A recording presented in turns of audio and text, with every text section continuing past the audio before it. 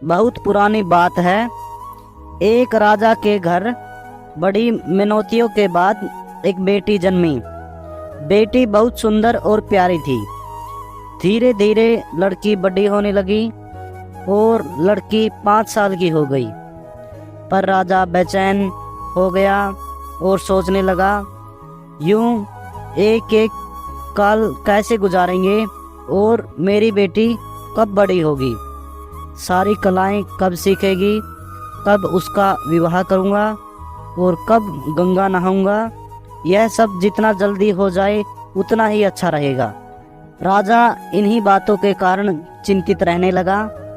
अतः एक दिन उसने अपने सभी बड़े नामी वेद हकीमों को बुलाया और अपनी चिंता के विषय में बताया।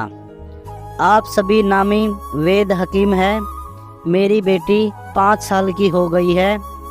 आप लोग इसके लिए कोई ऐसी दवा बनाएं जिससे वह कम से कम 15 साल की हो जाए।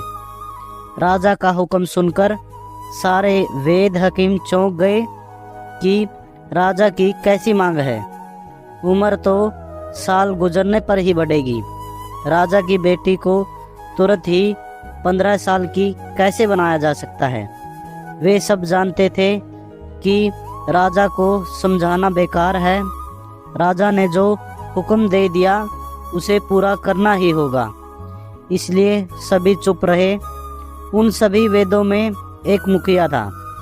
वह बहुत चतुर था।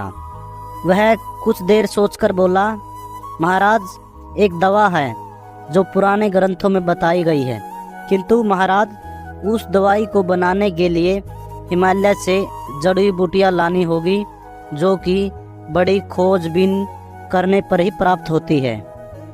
यह सुनकर राजा खुश हो गया और बोला, जल्दी जाइए वेदराज, तुरंत ही निकल जाइए।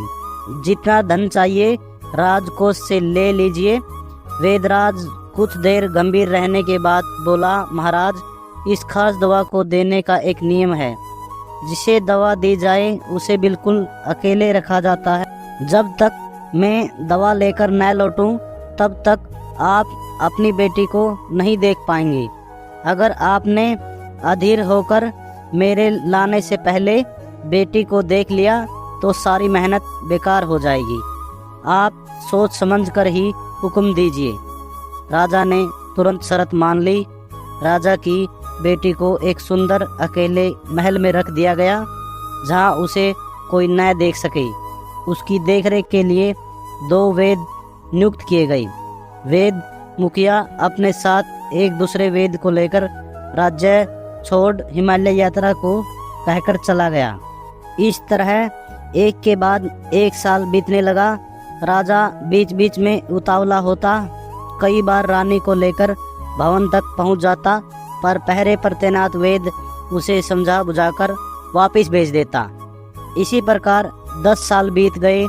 राजा की बेटी 15 पार कर 16वें साल में लग गई थी। अब वेदराज अपने साथी के साथ कुछ जड़ी बूटियाँ लेकर लौटे। राजा के सामने सब जड़ी बूटियाँ रखी, फिर दिखावा करते हुए बोला, महाराज, आपके धीरज की परीक्षा आज पूरी हुई। ईश्वर के आशीर्वाद से सिद्ध वेदों की बताई दवा ला पाए। हम कल ब्रह्म मुहूर्त में आपकी बेटी को देंगे, फिर उसे आपके सामने लाएंगे। राजा की बेटी इस बीच एक नन्ही चुलबुली बच्ची से जवान हो चुकी थी। दूसरे दिन सुबह उसे कुछ पतियाँ पीसकर पिलाई और सारे वेद उसे लेकर दरबार में उपस्थित हो गए। 10 साल बाद राजा ने जब अपनी बेटी को देखा तो वह हैरान रह गया, क्योंकि उसकी बेटी अब जवान हो गई थी। उसने वेद का धन्यवाद किया और ढेर सारा इनाम देकर उन्हें विदा किया। दोस्तों, आपको यह वीडियो कैसी लगी हमें कमेंट करके ज़रूर बताएं और ऐसी ही हिंदी कहानियों के लिए हमारे चैनल को ज़रूर सब्सक्राइब करें। धन्यवाद।